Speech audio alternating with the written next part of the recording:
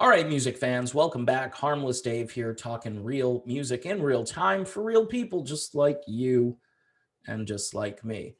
So, Foreigner has booked a whole ton of concerts here as things begin to open up again. They've got 71 dates, and I hear there are more dates coming after that into 2022.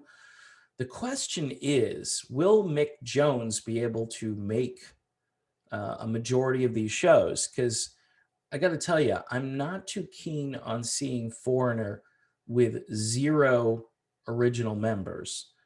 Kelly Hansen has been with the band now for like 20 years almost, like 18, I think, or 16, something like. It's been a long time with Kelly, and Kelly's done a good job, and he's earned my respect because he's a classy guy. He does really cool charitable works and so forth, and I like him. He's not Lou Gramm, but I like him.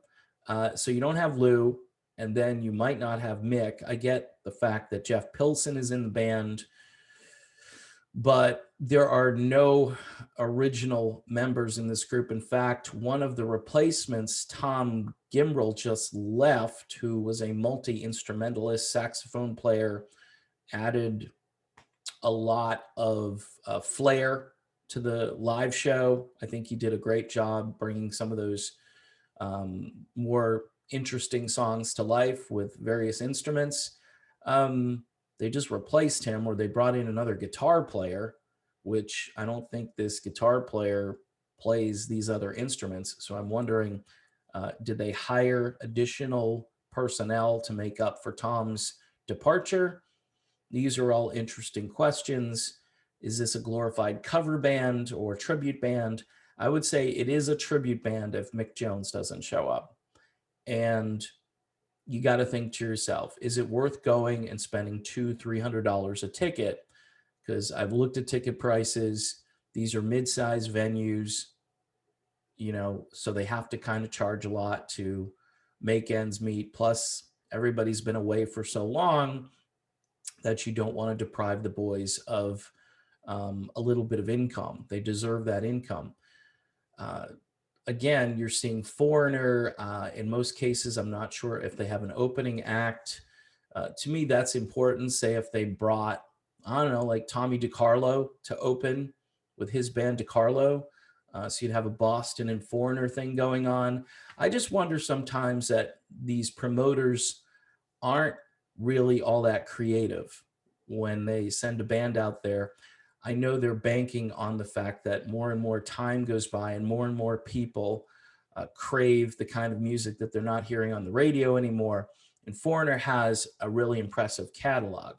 So there's no question that people are going to show up for this, especially since they've been locked in their houses or afraid for like a year and a half. They want to get out there and enjoy a great live concert.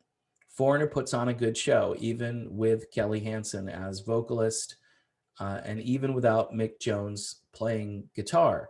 But if Mick retires or can't do, I would feel gypped if Mick Jones wasn't at the show that I attended. And that's probably going to happen to a lot of people.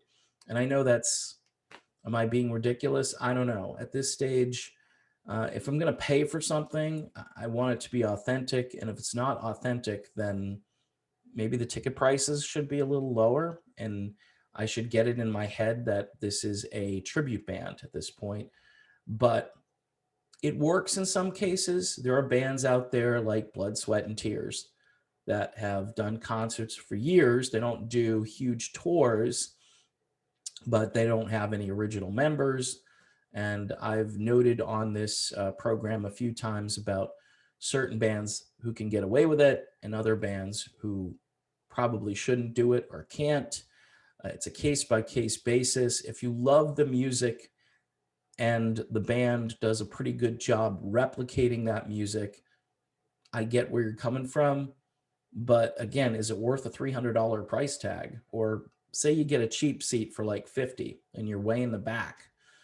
I mean, at that point, I'm thinking my stereo at home and a really good vintage DVD of a live performance from 1987 is going to blow this away. and it might. But I get it. People want to go out. They want to drink the $14 beer. They want to have that experience. And I guess my hat's off to you. But it's kind of right on the edge right now. And for Foreigner, they're obviously going to sell a lot of tickets, and they booked a lot of shows. So let's hope everything goes well. You know, the media is talking a lot now about this Delta variant, which to me is just ridiculous. But in any event, will that scare concert goers, especially when we get into the fall, where I'm sure there will be an increase in cases again? And this band was very meticulous in when they spoke to the media about this stuff, that they were very much on the side of playing it safe, to the point where, you know, they wouldn't go even where places were open, which I thought was ridiculous. So in any event, that's my video. Food for thought. It's hard to replace Mick Jones. I don't think you can. You just, some bands just have like, this is it for, it's like if Don Henley decides to quit, right? That's tough. I mean, I know you got Joe Walsh, you got all these name brand guys out there, like Jeff Pilson is kind of a name brand guy in Foreigner. But if Don Henley quits, that's kind of it for the Eagles.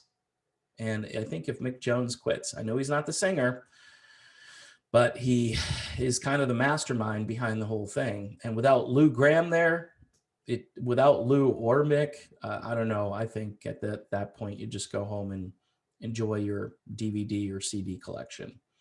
All right, so that's my video. Thanks for watching. Don't forget to subscribe to the channel. Smack that bell if you want to get notifications on the new videos. And Patreon for just $1 a month. What a bargain, right? You get to hang out with cool people on Patreon, and you can send me messages over there and questions and comments on videos or video ideas, which a lot of patrons have been sending over.